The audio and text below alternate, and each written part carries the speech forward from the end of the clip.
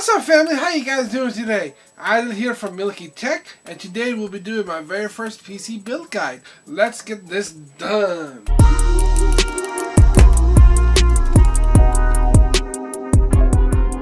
So today we'll be building a PC for my brother. He's into game development, and these are the best parts you could get for around $1,000 at the time of recording this video. We have a little something special today. We're gonna have a 3-part special where we're gonna do a massive unboxing of all these parts over here, and then we'll do a tutorial on how to build a PC, and then we're just gonna test the PC. And if you guys are curious about any of the parts we have over here, all the links will be in the description below. So guys, don't forget to subscribe and hit the bell so you guys can watch the rest of this series. So I'm going to start with the case, the Lian Cool 205. Let's open this up. Alright.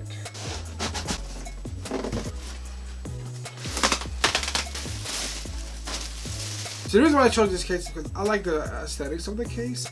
It has all the features that I want in it, like a tempered glass side panel, vents in the front. Inside the case has a whole bunch of cable management, so when we are cleaning up the case on the inside, it will look really nice. And it has a bottom mounted power supply. And at the price that it was, at $70, the other cases in that price bracket didn't match up. And Lian makes great cases. So let's do a quick overview of the case. Over here we have two USB 3.0s. That's your power button. We have a headphone jack and your microphone jack. You have up here giant intake or exhaust, depends how you want to set it up, and a wonderful dust filter that is magnetic, so it's easy to clean. On the sides we have two intakes. We do not have anything in the front for a CD, DVD, Blu-ray drive.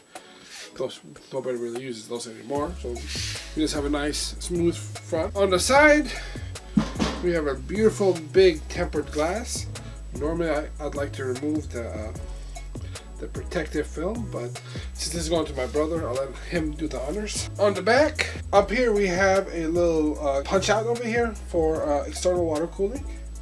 We have an I/O shield cut out over here, a 120mm exhaust, and the fan is included, 7 PCI expansion slots, and a bottom mounted PSU. And on the bottom here, there is another dust shield that can be easily taken out.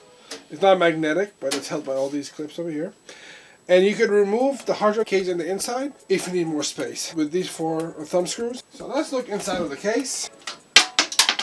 And we drop all the screws. This comes out, right? Whoo, it's good.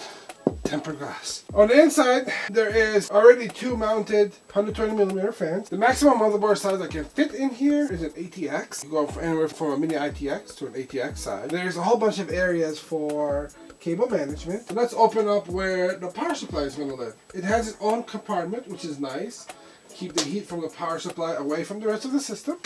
That comes out like that. To add a bigger power supply up to, let's say, 1,000 watt plus, you'll probably have to remove the hard drive cage down here. And over here we got some goodies to help you mount, to help you install everything. The next thing on our list for this PC build is the power supply. I went with a PowerSpec 650 watt power supply. It is a semi-modular 80 plus Browns power supply. The reason why I went with this brand was the selection of power supplies was very limited at Micro Center. Personally, I would have went with a Corsair power supply. I just love everything that Corsair makes. They always make very good quality products. Why I went with this was because it's A+ Browns certified. It is semi-modular. It has a single 12-volt rail. I tend to stay away from anything that has more than one 12-volt rail. They tend to not deliver as clean power. If you look at cheaper power supplies, they tend to have 2, 3, or 4 12-volt rails. And if you're running a big graphic card, like let's say what we picked, the 5700 XT, you'd want to have all your amps on one rail, not separated out. This way you want to have power delivery issues and your computer's turning off or power supply catching fire. If that happens, always get a quality power supply. Always. Let's open this guy up.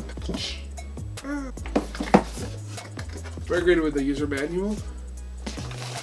We have all our cables. I wish it came with a little bag like other companies do, but consider this is a little bit cheaper than a Corsair power supply. We'll let it pass this time. We have our power cord. We have our SATA power cord. Another SATA power cord with a Molex. 4-pin Molex with a 3-pin power cord. and our PCIe power cord. And now, the power supply. On the back we have our on-off switch with our power connect. On the top we have our fan. And on the side we have our specs. This is what is important to look for. So we make sure we have a single 12 volt rail. And we have enough amps on our 12 volt rail to power our system. And here we have almost 49 amps. This is a 7-module power supply. So we always have a harness with it, but our harness has our essentials, which is our motherboard 24-pin connector and our CPU 4+4-pin connector. Alright, so the next thing we're going to talk about is the motherboard. The motherboard that I went with is a Gigabyte Z390 UD, ultra durable. This is their entry line. The reason why I went for this motherboard was because of the price. I needed a budget motherboard, but I still wanted all the features of the Z390 chip set. So let's open this up. Take the motherboard out and put it to the side. We have our I/O shield. As you can tell, there's nothing fancy about it. We have our SATA cables and our user manual. And we have here the drivers. This, you can throw it away. You can burn it. Whatever you want to do with this. Download the latest drivers from the website. Alright, so let's take the motherboard out of its static protective bag. Put this right on here. In the back we have our PS2 ports for mouse and keyboard. These are a legacy port, but if you have an older keyboard, you can plug it in here, an older mouse. There is 6 USB 3.0 port, an HDMI port. We have our Gigabit Ethernet port, and our 5.1 audio port. So this side here, there are 6 SATA ports, so you can go up to 6 hard drives. Okay, so this motherboard supports DDR4 dual channel, and you can overclock it all the way up to 4133 megahertz. That is blazing fast. It supports not the latest, but the last gen, 9th gen Intel CPUs, and you could probably overclock the heck out of this CPU, especially with having an 8-pin CPU connector and a 4-pin CPU connector. Over here, there's the M.2 slot. We have a reinforced PCIe port, so you can have a very heavy graphic card and it won't fall out of and rip the port out of the motherboard. Alright, next on our list is this big bad boy, the Radeon 5700 XT by Gigabyte. This is their WindForce edition, which has triple cooling. Let's open this up. Alright, let's open this guy up. This up. This to the side. Put this over here. Let's get to this guy in here. This is a beefy card. Alright, so let's do a little overview of this card. We have 3 fans, so you have optimal cooling, so this card should stay nice and cool. On the back, there is 3 display ports and a single HDMI. On this side, there is an 8-pin and a 6-pin PCIe slot. On the back, we have a nice backplate, and here's our PCI Express Connect. Alright, let's unbox this beast over here. The Noctua NHU12S. Let's open this up. And here's the cooler. Let's see what we have in our goodie box first. Okay, over here there is for any configuration you're trying to connect. So if you're doing 1151, if you're doing any of the 2000 series CPUs, and any of the AMDs. We have all our connectors over here. We have high quality thermal paste, and some of the tools we need to install the CPU cooler. One thing I like about unboxing or using the Noctua products is they have everything labeled for you on the box. Just like that. It's simple. AMD, Intel, tools, thermal paste, everything you want on the box. And now this big boy over here. And this is the cooler right over here. It is a nice beefy cooler with a lot of fins and that are very sharp. Be careful. On the bottom there is where the CPU interfaces with the cooler. Alright, next thing we need for this build is a wireless adapter. Where the computer is going to be located for my brother, there is no Ethernet connection. So we need wireless, and we need good wireless. So we went with the ASUS PCIe AC1200. Let's open it up. Incision right here. And finally take this all apart and throw it to the side. We are graded with the wireless adapter. Put it to the side. Remove this here. And we have a whole bunch of wires a nice stop sign, so I don't know if I should continue on or stop. If you have any trouble, just call the number, email them. They have their hours here. Warranty brochure, quick starter guide, drivers. Download the latest drivers from the website. Do not use this unless you absolutely have to. Here is the wireless antenna, and it screws onto the back of the card. Put this aside.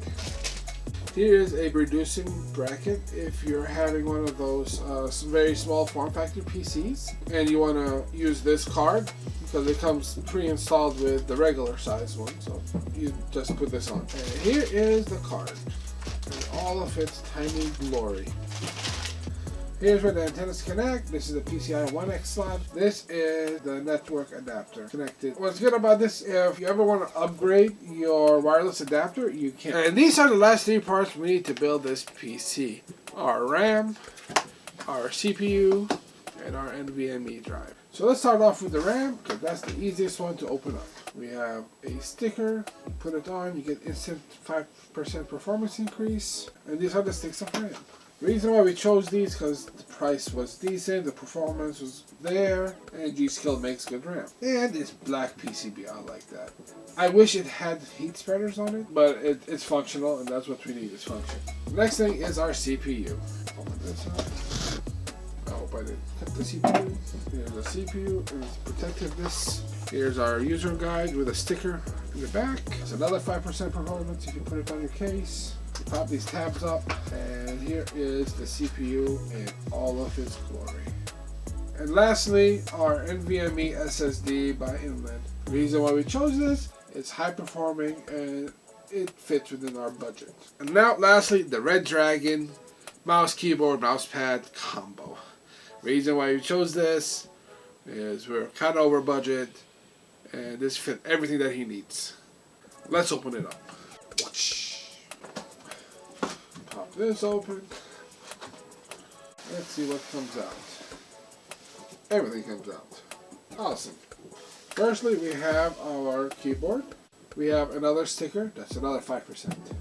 Here's our user manual. Keyboard. It's not bad. It's not a mechanical keyboard, but it'll do the job. It's not braided, but it's a nice thick rubberized cable. Next, there is the mouse. It feels good in the hand. It's a 3200 DPI mouse, gold plated, and the cable is braided. And lastly, the mouse pad. It feels quality, actually. Anti-fray edging. Trusty mouse test! And this concludes our unboxing and quick overview on the parts that we picked for this build. Don't forget to subscribe so you can stay tuned for our next installment where we put the computer together. Hit the bell so you'll be notified of my next videos. If you guys have any questions, comments, suggestions, put it in the comments below. And I'll see you guys next time. Peace.